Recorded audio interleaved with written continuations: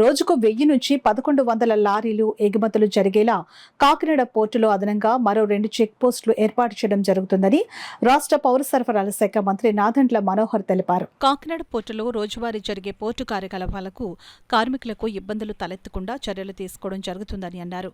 కార్మికులకు నష్టం వాటిల్లకుండా ప్రక్షాళనలో భాగంగా కొంతమేర జాప్యం జరుగుతుందని, దీనిని అధిగమించేందుకు మరో 2 కొత్త చెక్ పోస్టులను ఏర్పాటు చేయడంతో పాటు టెక్నికల్ సిబ్బందిని అదనంగా నియమించడం జరుగుతుందని అన్నారు.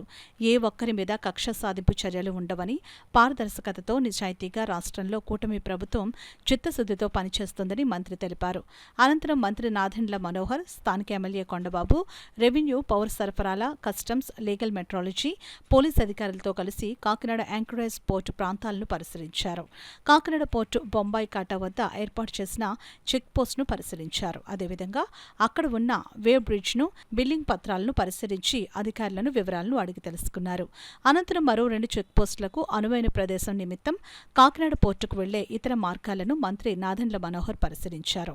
ఈ పర్యటనలో మంత్రి వెంట legal metrology joint controller D Ramkumar, DC legal metrology N Janardhan Rao, Kakinada RTO Itla Kishore, పౌర సరఫరాల సంస్థ మేనేజర్ బి బాలసరస్వతి, జిల్లా పౌర సరఫరాల అధికారి డివిఎస్ ప్రసాద్, కాకినాడ పోర్టు అధికారి K Dharmasastra, DSP doctor K Hanumantharao, జిల్లా పౌర సంబంధాల శాఖ DD D Nagarjuna, assistant executive engineer C Baburao, ఇతర అధికారులు తదితరులు పాల్గొన్నారు.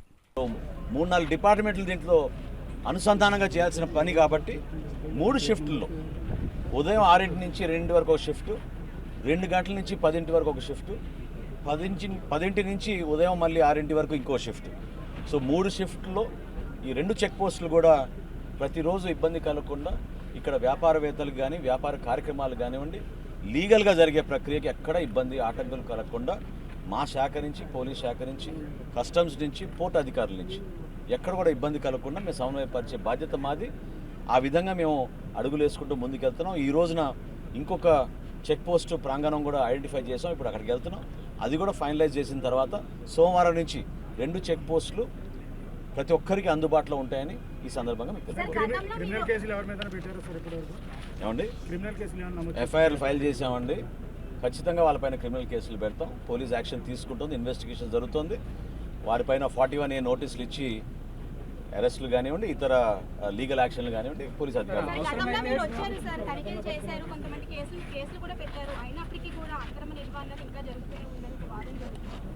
ఒకే రోజులో మార్పు రాదండి. మా వంతు మేము ప్రయత్నం చేస్తున్నాం. వాస్తవంగా వాళ్ళ స్కేల్ అనేది చాలా ఎక్కువ, వాళ్ళ స్థాయి అనేది భయంకరంగా పెంచేసుకున్నారు. లోతుగా పాతుకుపోయిన వ్యవస్థ ఇది. ఆ మాఫియా అనేది కాకినాడ పోర్టును ఒక అడ్డాగా మార్చుకుని రాష్ట్ర వ్యాప్తంగా బియ్యాన్ని తరలించుకుని కాకినాడకు వచ్చేటట్టు వాళ్ళు గ్రీన్ ఛానల్ ఏర్పాటు చేసుకున్నారు గతంలో. దాన్ని అరకట్టగలిగాం. ఎక్కడికక్కడ దాడులు జరుగుతున్నాయి. నిన్న కూడా పశ్చిమ గోదావరి జిల్లాలో, అదేవిధంగా ప్రతి జిల్లాలో కూడా, ప్రకాశంలో కానివ్వండి, నెల్లూరులో కానివ్వండి, చిత్తూరులో కానివ్వండి, అన్ని జిల్లాల్లో కూడా మా డిప్యూటీ తహసీల్దార్లు, స్థానికంగా ఉన్న రెవెన్యూ సిబ్బంది, జాయింట్ కలెక్టర్లు వాళ్ళ ఆధ్వర్యంలో ప్రతి చోట కూడా దాడులు ప్రతిరోజు జరుగుతూ ఉన్నాయి. అది అరికట్టే బాధ్యత మాది. తప్పకుండా చేస్తాం. అవునండి.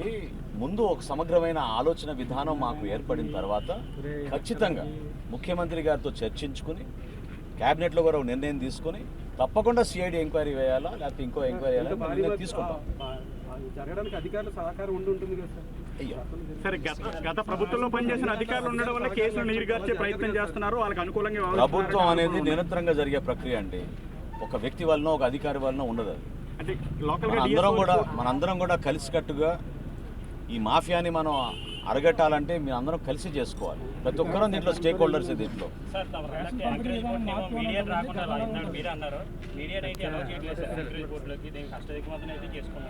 రండి తీసుకెళ్తాం.